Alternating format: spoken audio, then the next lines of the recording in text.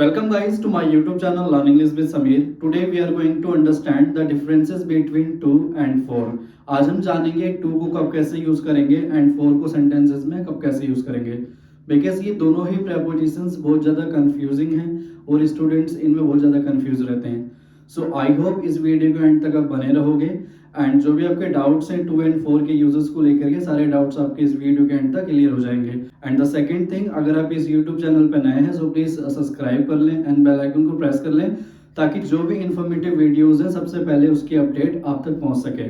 So without wasting your time let's learn. अगर कभी sentence में हमारा मोटिव, रीजन और पर्पस एक वर्ब हो यानी कि कोई क्रिया हो, सो हमने यूज करना है प्रेपोजिशन टू को. क्या जाना हमने?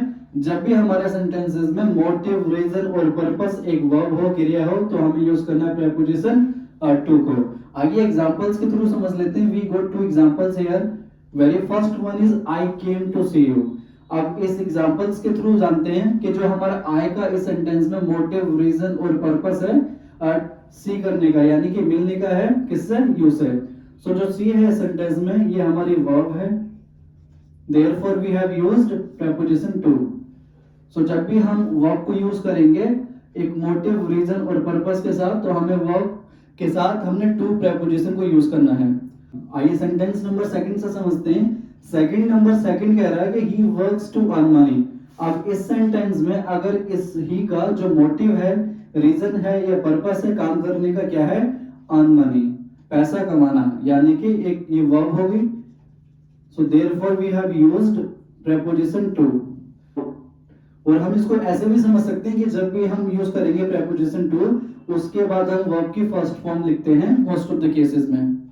आई होप आपको क्लियर हो गया होगा. यूज नंबर फर्स्ट कि जब भी हम सेंटेंस में मोटिव, रीजन और पर्पस हमारा verb होगा, सो हमें preposition to को यूज करना है.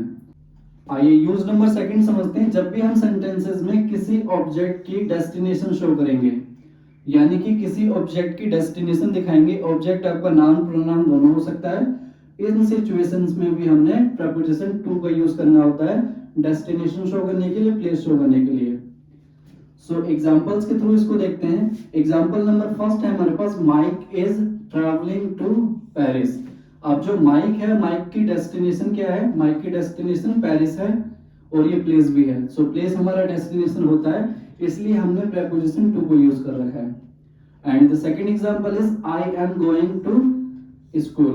अब जो स्कूल है एक प्लेस है तो क्या है? डेस्टिनेशन है. Therefore we have used preposition to. I hope आपको सेकंड यूज भी समझ आ गया होगा कि कभी भी आपने किसी ऑब्जेक्ट की डेस्टिनेशन दिखानी होगी तभी भी हम प्रेपोजिशन टू को ही यूज करेंगे. Now we got use number third कि जब भी हम सेंटेंसेस में कंपैरिजन करेंगे या फिर अपने प्रेफरेंस की बात करेंगे तब भी हम प्रेपोजिशन टू को यूज करते हैं. यानी कि सेंटेंसेस में जब हमें अपना प्रेफरेंस शो करना होता है कि मुझे इसकी बजाय ये काम करना पसंद है, या फिर यहाँ जाने की बजाय वहां जाना पसंद है, या फिर ये खाने की बजाय वो खाना पसंद है. सो ये क्या होता है? हमारे प्रेफरेंस होते हैं. सो जब भी हम प्रेफरेंसेस शो करते हैं सेंटेंसेस में तब भी हम प्रेपोजिशन टू को ही यूज करते हैं.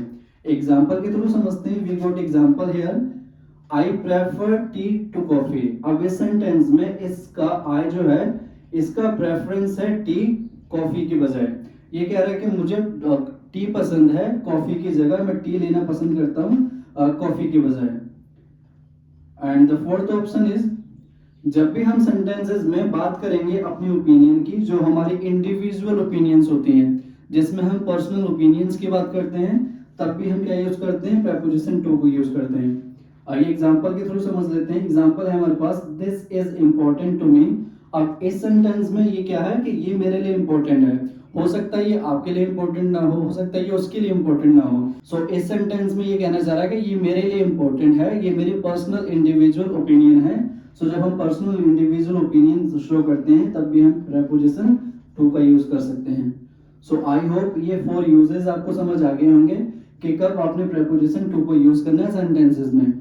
Now let's talk about use of for. अब हम फॉर को सीखेंगे कि कब, कैसे, कहां हमने फॉर का सेंटेंसेस में यूज करना है. यूज नंबर फर्स्ट, जब भी हम मोटिव शो करेंगे या रीजन या पर्पस, हमारा मोटिव, रीजन, पर्पस क्या हो? एक नाउन हो, तब हम किसका यूज करते हैं सेंटेंसेस में? प्रेपोजिशन फॉर का यूज करते हैं. अभी हमने जाना इस स्लाइड में कि जब हमारा मोटिव रीजन पर्पस एक वर्ब हो तब हम टू का यूज करेंगे, बट जब भी हमारा मोटिव रीजन पर्पस एक नाउन होगा तो हम यूज करेंगे फॉर। और हमें पता कि नाउन क्या होते हैं, नेमिंग वर्ड्स आर नाउन। चलिए एग्जांपल के थ्रू समझ लेते हैं।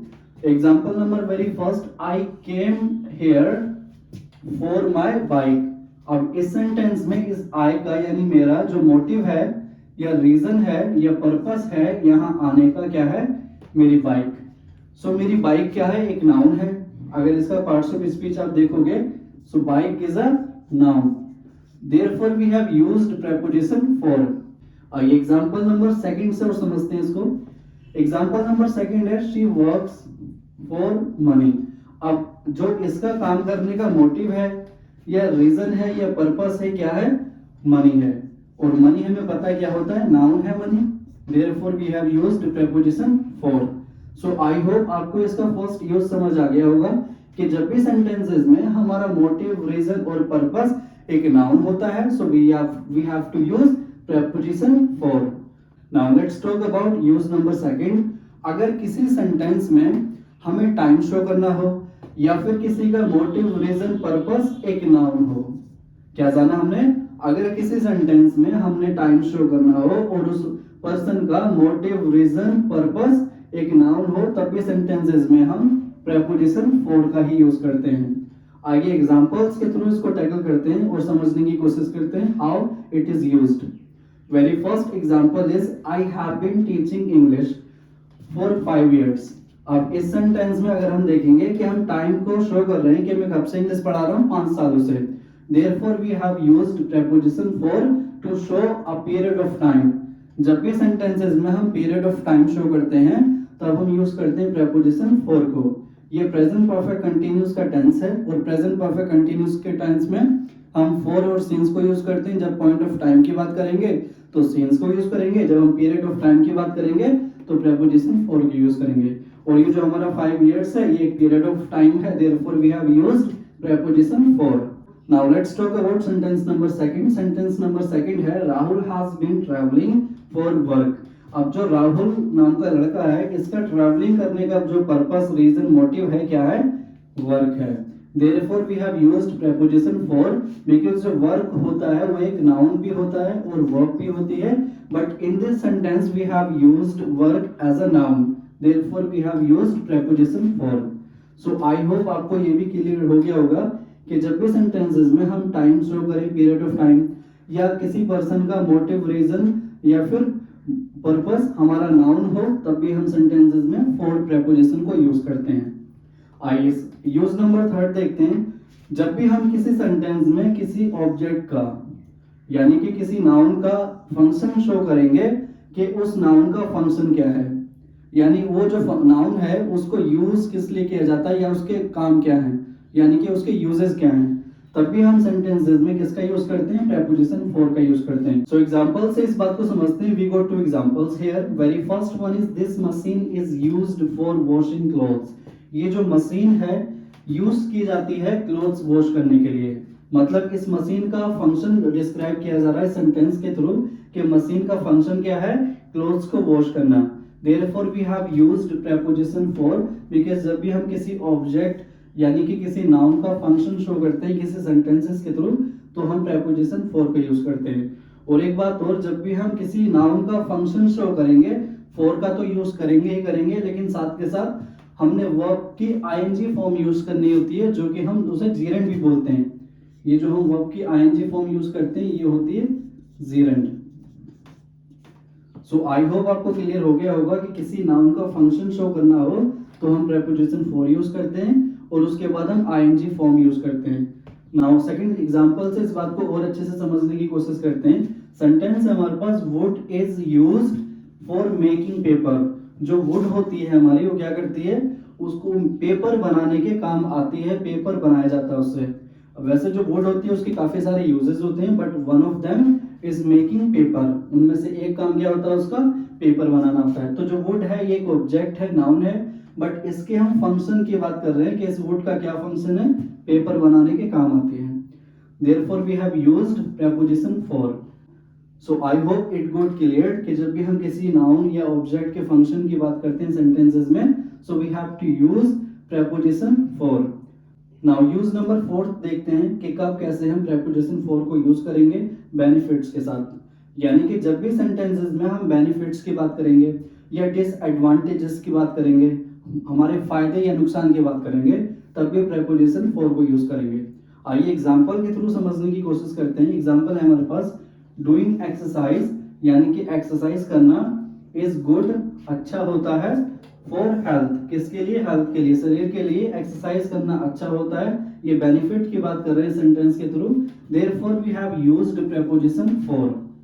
सो आई होप आपको इस सेंटेंस के थ्रू समझ आ गया होगा कि बेनिफिट्स की बात करेंगे तब भी हम प्रेपोजिशन फॉर का यूज करेंगे। आइए अब डिसएडवांटेजेस की बात करते हैं सेंटेंस नंबर 2 से, कि कैसे हम प्रेपोजिशन फॉर को यूज करते हैं जब भी सेंटेंसेस में हम बताते हैं कि ये काम करना आपके लिए गलत है या बुरा है या इससे आपको प्रॉब्लम्स होंगे। तो सेंटेंस नंबर 2 है हमारे पास, smoking is bad for health. जो स्मोकिंग करना होता है क्या है? बैड होता है, किसके लिए? हेल्थ के लिए। In this sentence we are talking about the disadvantages of smoking. जब भी हम बेनिफिट्स की बात करें या डिसएडवांटेजेस की बात करें कि ये काम करना हमारे लिए अच्छा होता है या ये काम करना हमारे लिए बुरा होता है, तब भी हम प्रेपोजिशन फॉर का ही यूज करते हैं। So I hope it got clear कि कहाँ हम प्रेपोजिशन टू को यूज करें एंड कहाँ हम प्रेपोजिशन फॉर को यूज करें। If still you got any doubt, so आप मुझे क्वेश्चंस कर सकते हैं कमेंट बॉक्स में, I will answer you there. And अगर आपको ये वीडियो पसंद आई हो, अगर आपको ये वीडियो इन्फॉर्मेटिव लगी हो, so please like share comment subscribe करना ना भूलें, बिकॉज आपके लाइक शेयर कमेंट सब्सक्राइब से ही मुझे मोटिवेशन मिलेगी और इसी तरह की इन्फॉर्मेटिव वीडियोस आपके सामने लेकर आता रहूंगा। And thanks for watching, see you again, bye, take care.